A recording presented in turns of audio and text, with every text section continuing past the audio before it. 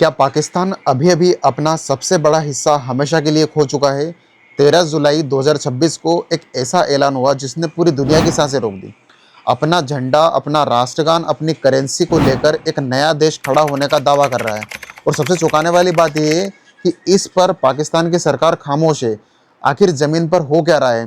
पूरी सच्चाई इतिहास से लेकर आज तक अगले कुछ मिनटों में हम समझेंगे। पाकिस्तान खुद को दुनिया के सामने शांति दूत के तौर पर पेश करने की कोशिश कर रहा है, लेकिन उसके अपने ही घर में बलूचिस्तान में बगावत अपने चरम पर पहुंच चुकी है। एक्टिविस्ट मीर यार बलोच ने द रिपब्लिक ऑफ बलूचिस्तान के नाम से एक स्वतंत्र देश की घोषणा कर दी और इसके साथ ही सामने आए हैं नए देश के प्रतीक, नया राष्ट्रगान, माँ चुकाइन बलोचिनी, नई करेंसी, पासपोर्ट तक की तस्वीरें जो लगातार सोशल मीडिया पर साझा की जा रही हैं। बलोच नेताओं का दावा है कि उन्होंने बलूचिस्तान के करीब 85% हिस्से पर अपना नियंत्रण स्थापित कर लिया है। यानी पाकिस्तानी सेना और प्रशासन की पकड़ ज़्यादातर इलाकों से लगभग खत्म हो चुकी है। सैन्य ताकत के मामले में भले ही उनके पास फाइटर जेट्स, टैंक जैसी आधुनिक क्षमता ना हो, लेकिन उनका कहना है कि 5 लाख से ज़्यादा प्रतिबद्ध कार्यकर्ता और लड़ाके पाकिस्तानी सेना को इस क्षेत्र से बाहर निकालने के लिए तैयार खड़े हैं। लेकिन यहाँ एक बड़ा सवाल उठता है, क्या सिर्फ घोषणा कर देना भर से कोई देश असल में आज़ाद हो जाता है? अभी तक न संयुक्त राष्ट्र और न ही किसी बड़ी वैश्विक ताकत ने बलूचिस्तान को आधिकारिक मान्यता दी है, यानी कि आधिकारिक मान्यता नहीं दी है। इतिहास बताता है कि जब तक अंतर्राष्ट्रीय स्तर पर डिप्लोमेटिक रिश्ते स्थापित न हो, तब तक किसी देश का वजूद कागजों तक ही सीमित रह जाता है। ठीक वैसे ही जैसे आज ताइवान की स्थिति है।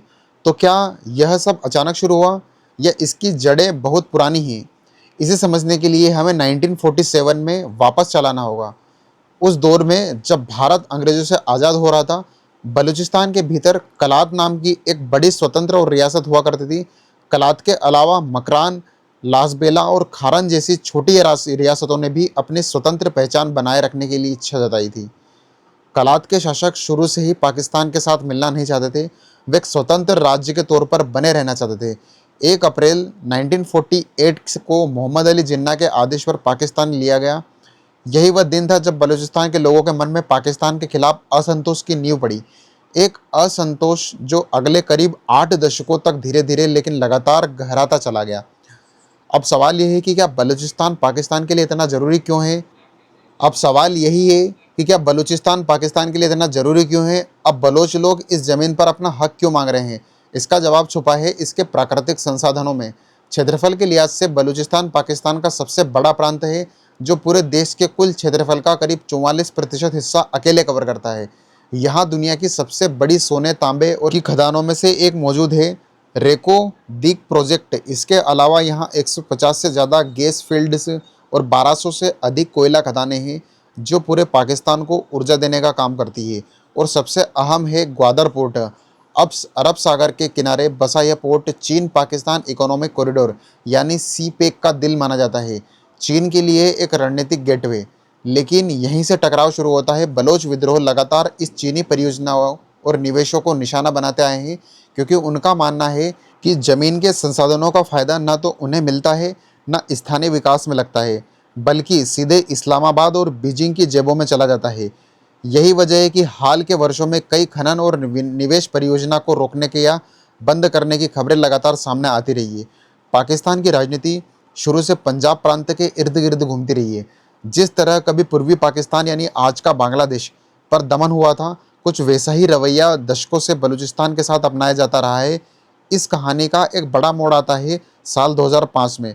जनरल परवेज मुशर्रफ के शासनकाल के दौरान बलोच नेता नवाब अकबर खान बुगटी ने पाकिस्तान सरकार के सामने 15 मांगें रखी, जिनमें अपने संसाधनों पर अधिकार और स्वायत्तता जैसी बुनियादी मांगें शामिल थी।